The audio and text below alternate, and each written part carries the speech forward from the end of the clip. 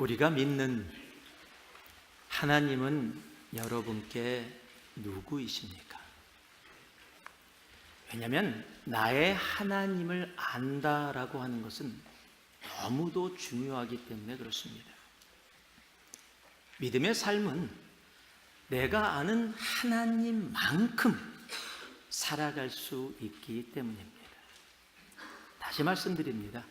믿음의 삶은 내가 아는 하나님만큼 살아갈 수 있기 때문입니다. 내가 사랑의 하나님을 아는 만큼 내가 사랑할 수 있습니다.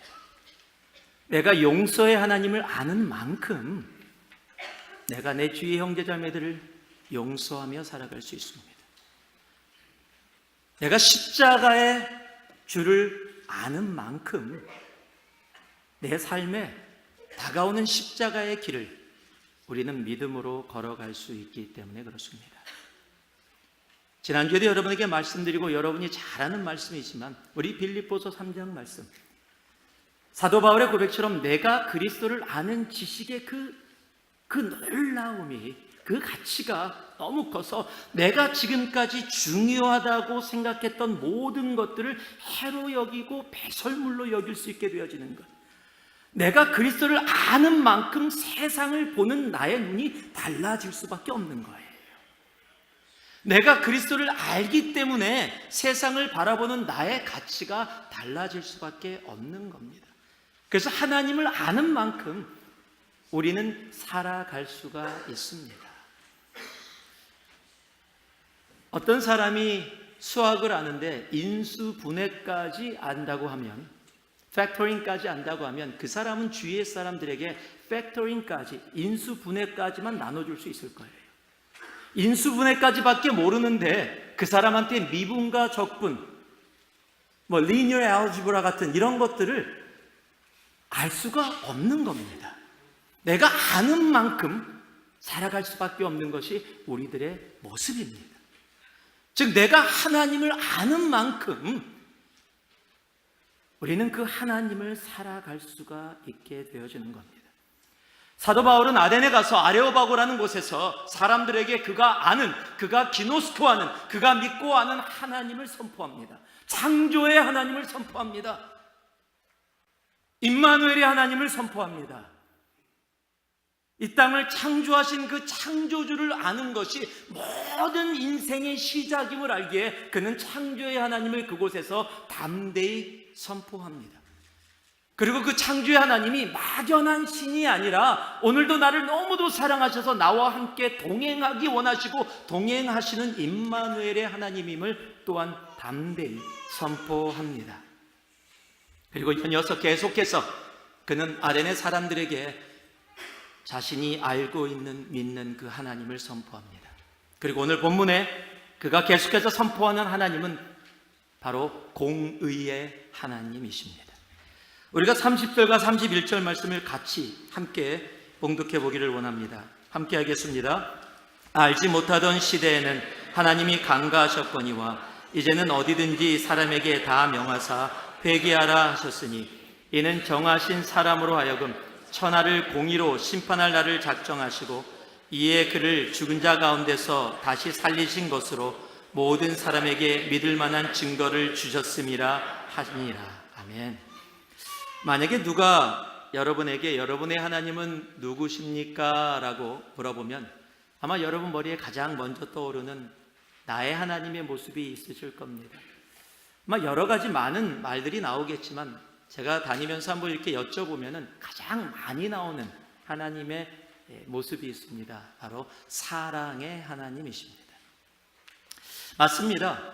우리의 하나님은요, 사랑의 하나님이세요. 요한일서 4장에 보면 우리에게 분명히 말씀해 주십니다. 사랑하지 아니하는 자는 하나님을 알지 못하나니 이는 하나님은 사랑이심이라. God is love. 여러분, 분명 하나님은 사랑이십니다. 그리고 성경 전체가 그 하나님의 사랑을 우리에게 말씀해 주고 계십니다. 여러분, 그 중에서도 하나님의 사랑을 우리들에게 정말 확실하게 강하게 말씀해 주는 많은 말씀 중에 한 말씀이 있습니다. 그것은 아버지를 아버지라고 인정하지 않고 그의 재산을 가지고 자신의 인생을 살겠다고 나간 아들의 이야기입니다. 바로 탕자의 비유로 불려지는 누가복음 15장에 기록되어 있는 바로 그 말씀입니다. 우리가 잘 아는 것처럼 이 둘째 아들은요, 정말 죽어도 100번 죽어도 마땅한 그런 아들입니다. 세상 사람들이 호로자식이라고 해도, 즉 사람이 아니다라고 이야기해도 누구나 다 동의할 만한 그런 아들입니다. 만약 이런 아들이요, 지금 우리가 살고 있는 이 시대에 있었다면, 아니 특히 한국에 살고 있었는데 누가 그 이야기를 들었다면, 요즘 한국은 자주 애용하는 어떤 사이트가 있습니다. 청와대 국민청원 사이트입니다. 국민청원 사이트에 제가 아는 집에 이런 아들이 있는데 이거는 정말로 이 못된 자식입니다. 정말 법적으로 뭐라고 얘기 못해도 모든 사람들이 얼굴 띄어갖고 이 사람 알아갖고 정말로 어떻게 해야 됩니다 라고 막 청원을 하면요, 그 청원의 숫자가 10만인가 20만인가 되어지면은 청와대가 반응을 해야 됩니다. 그것에 대해서 어떻게 해야 된다고. 그런데 아마 올라가자마자 10만, 20만이 아니라 200만, 많게는 2천만도 다 사인업할 겁니다. 이런 아들이 있습니까? 그냥 놔둘 수 없습니다. 그런 아들이 누가복음 15장에 나오는 탕자라고 불려지는 아들이에요. 왜냐하면 당시에 아버지의 재산을 아버지가 살아계신데 달라고 했다라는 것은 아버지는 내 인생에 이미 죽은 사람이다라고 인정하는 일이에요.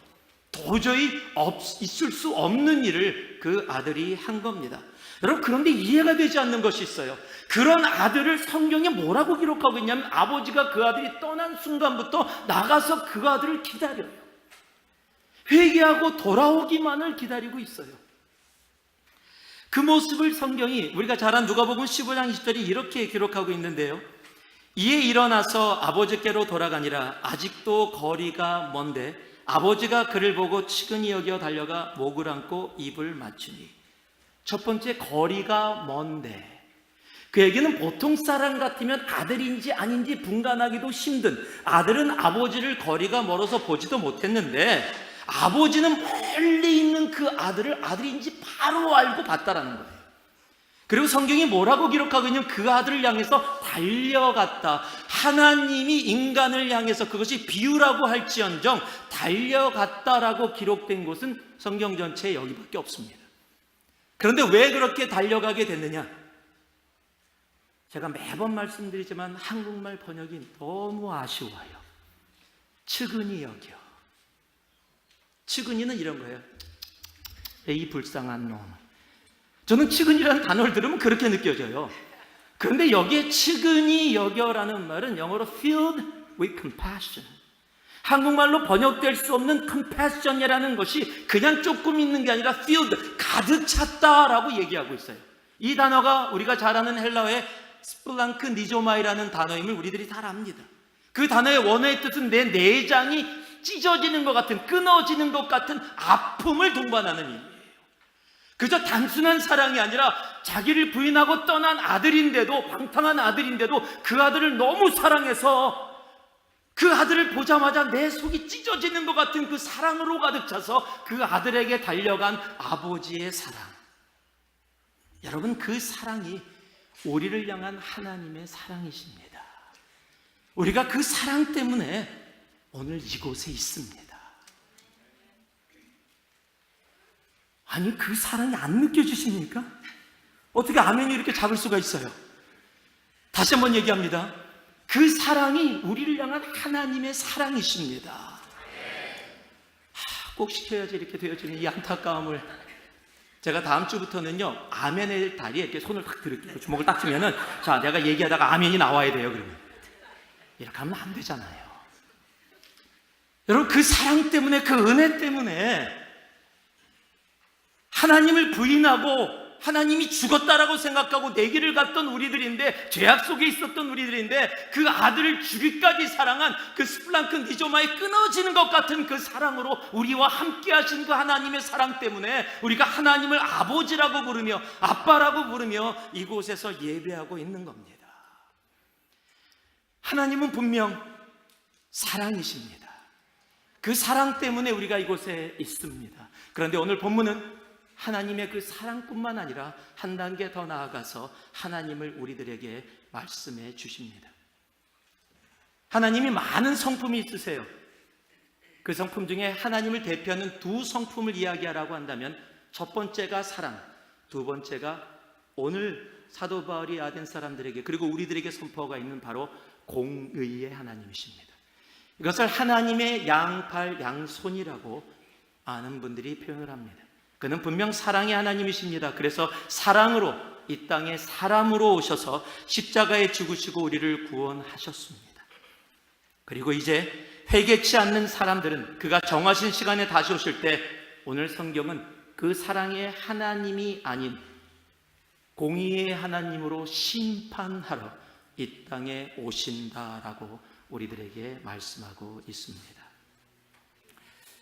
그 공의의 하나님을 알려면은 우리가 성경에 많은 이야기들이 있지만 우리가 자주 들었던 열 처녀의 비유라는 내용을 보면 조금 더 이해가 쉽습니다.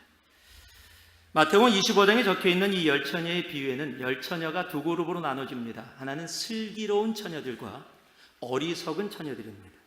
슬기로운 처녀들은 신랑의 오심을 기다리며 기름을 예비한 처녀들입니다.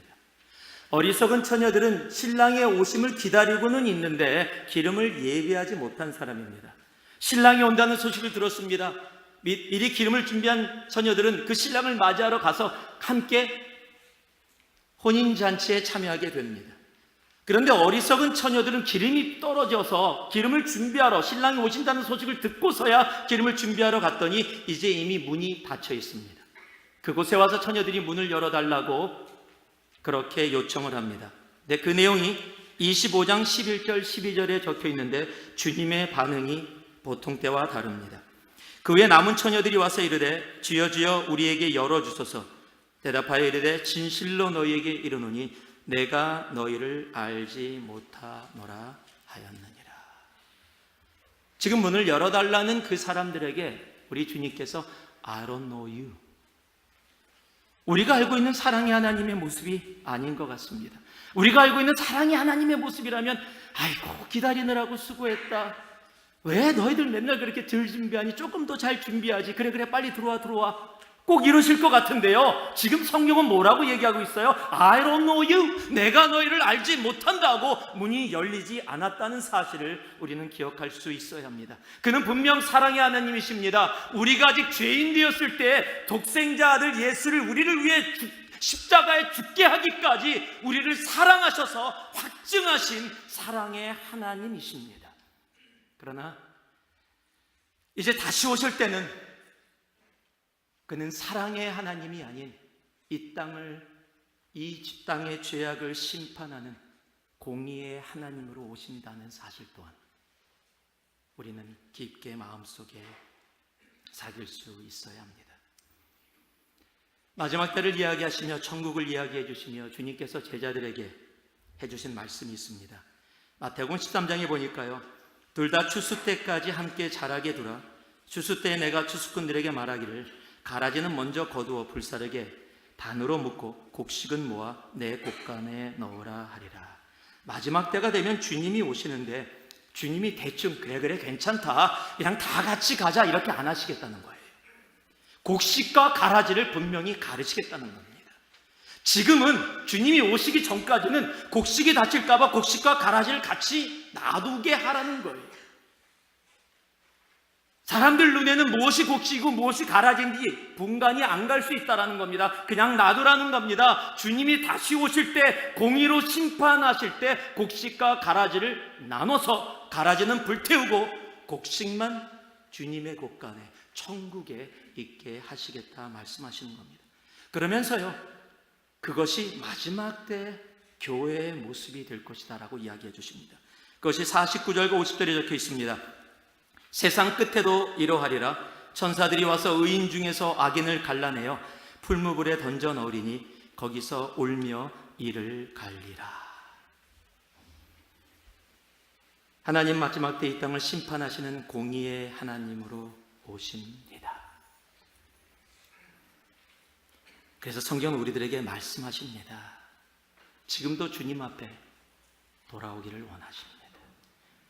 사랑으로 우리의 다가오신 사랑의 하나님의 사랑을 받아들여 공의의 하나님으로 심판하실 그날에 가라지의 모습이 아닌 주님이 기뻐 받으시는 곡식의 모습으로, 악인이 아닌 의인의 모습으로 주님 앞에 있기를 원하십니다.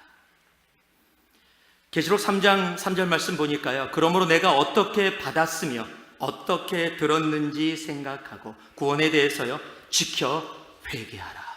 만일 일깨지 아니하면 내가 도둑같이 이르리니 어느 때에 내게 이를지는 내가 알지 못하리라. 그 공의의 하나님은 우리들에게 내가 알지 못하는 때 속히 오시겠다고 이야기하십니다. 그러면서 그냥 속히 오시는 것이 아니라 계시록 22장에 보니까요, 보라 내가 속히 오리니 내가 줄 상이 내게 있어 각 사람에게 그가 행한 대로 갚아주리라 말씀하시는 겁니다. 여러분, 내가 살아간 모습에 대해서 하나님은 그대로 갚으시겠다라는 겁니다. 여러분, 이 세상에서 사탄이 하는 최고의 거짓말이 뭔지 아십니까? 지옥이 없다라는 말입니다. 사랑의 하나님이 어찌 하나님이 창조하신 그 사람들을, 그 사랑하는 사람들을 지옥이라는 곳에 보낼 수 있겠느냐? 결코 그럴 수 없다라고 이야기하는 것이 사탄이 이 세상 사람들에게 하는 최고의 거짓말입니다. 하나님은 분명 사랑의 하나님이십니다. 우리를 너무도 사랑하십니다. 그래서 우리가 회개하고 그 주님의 그 길을 걸어가기를 원하십니다.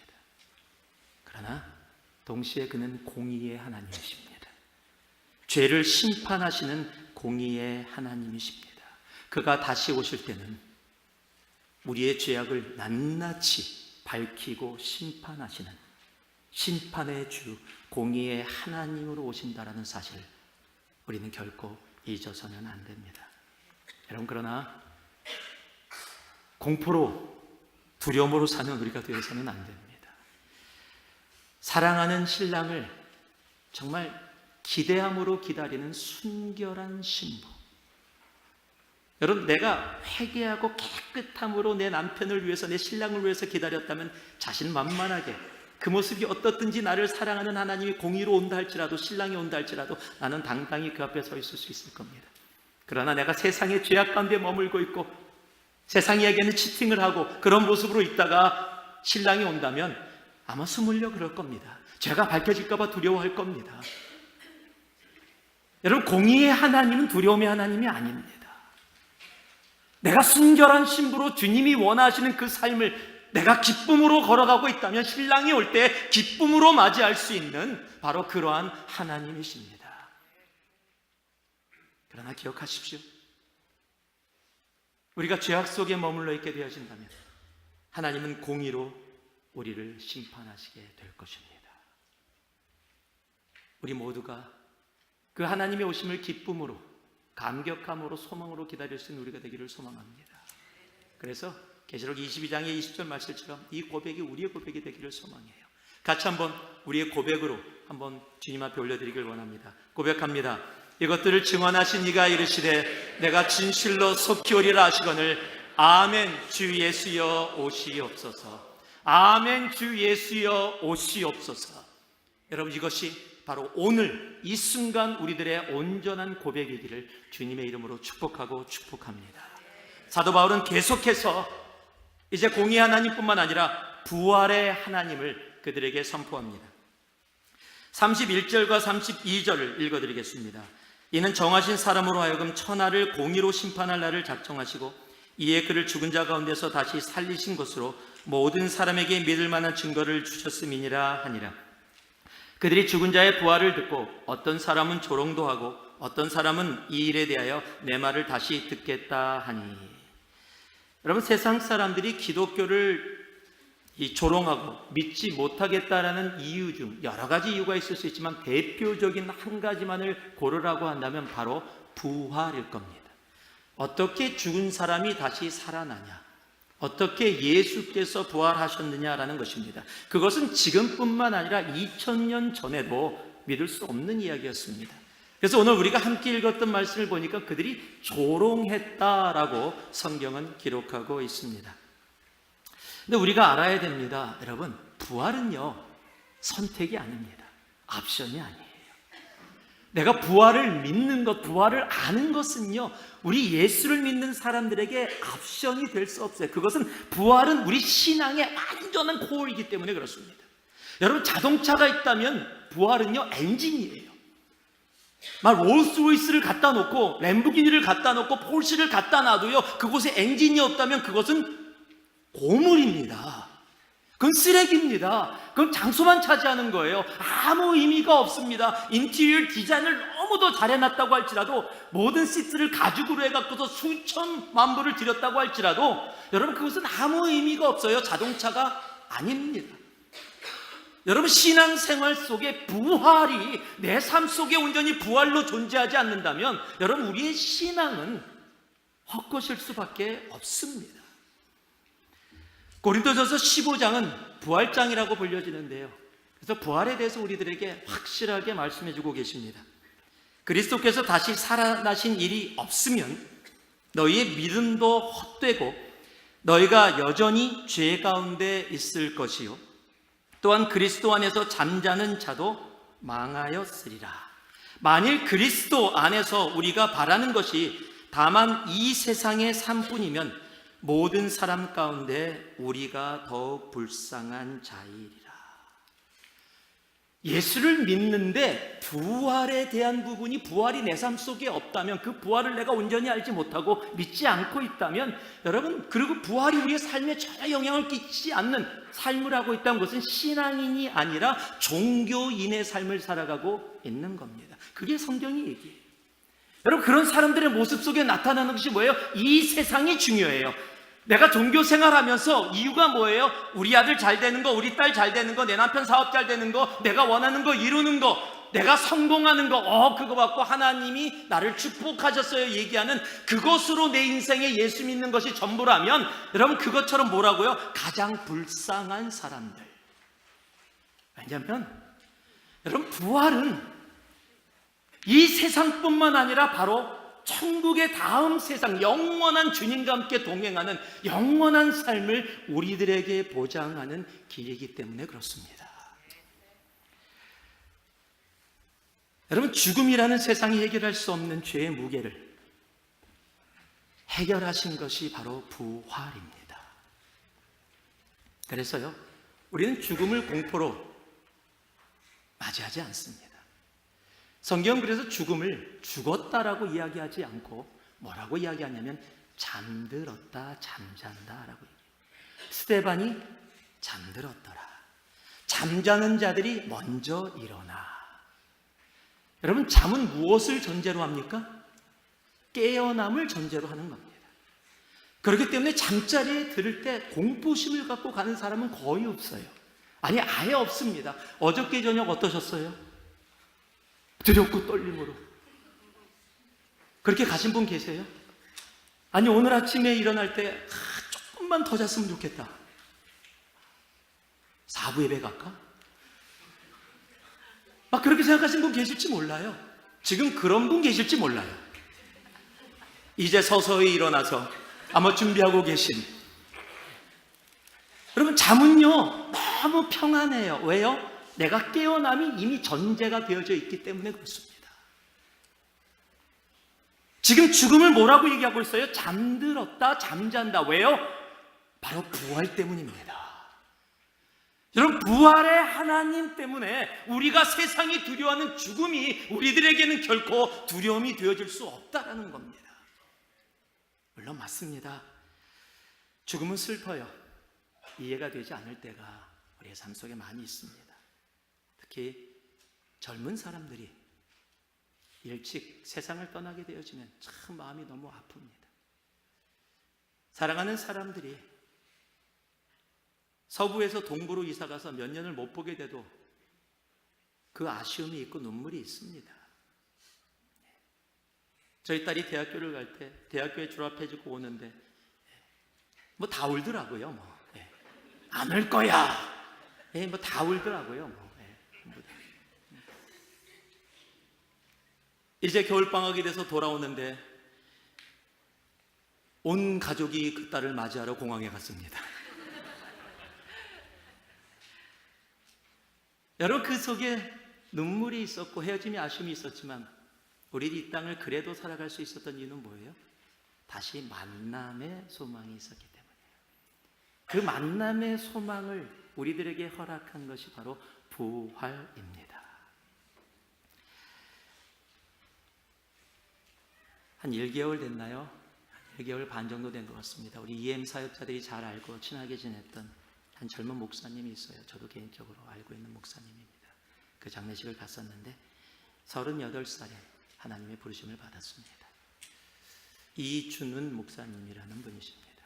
너무 신실하게 이 땅에서 복음 전하고 젊은 영혼들을 주님 앞에 인도하기를 원했던 목사님이세요. 그가 건강할 때 뵀었고, 그가 ALS라는, 우리가 보통 하는 루게릭스 병이라는 병에 4년 전에 진단을 받을 때만 해도 설마 했습니다.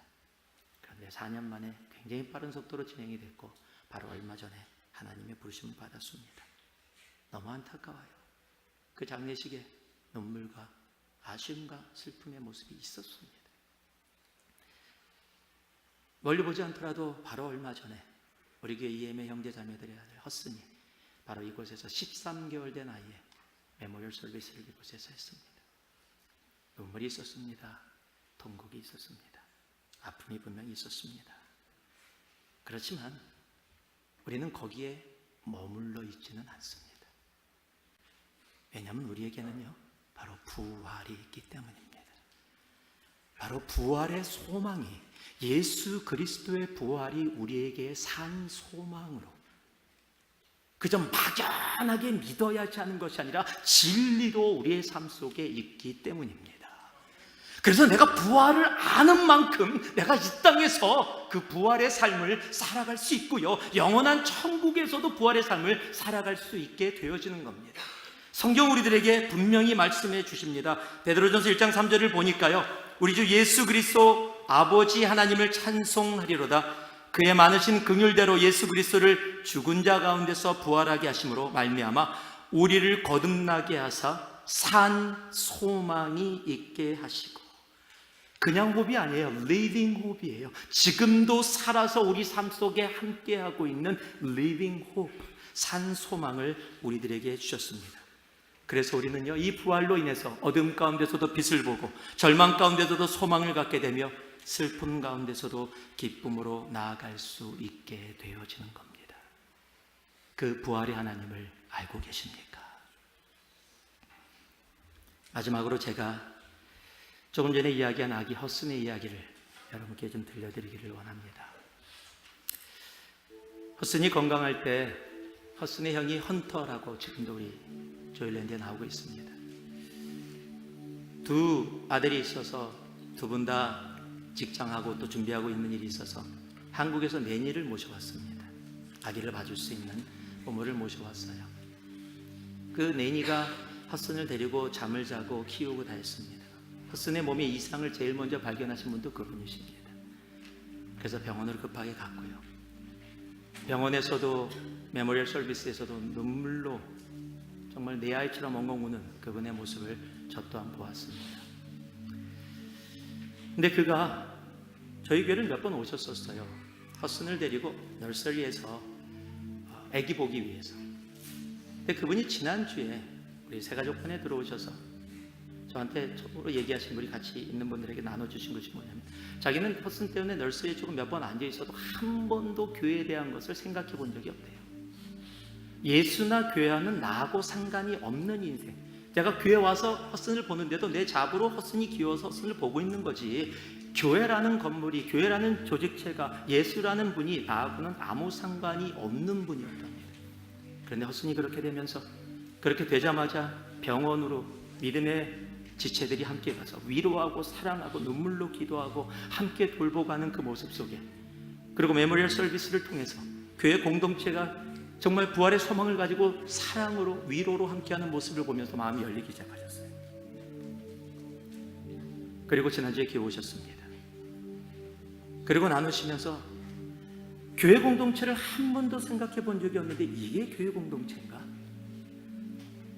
이렇게 힘들고 어려운 가운데서도 좌절하고 욕하고 낭망하지 않고 위로하고 사랑하고 서로 세워가면서 뭔가 다른 이 모습이 이게 교회인가?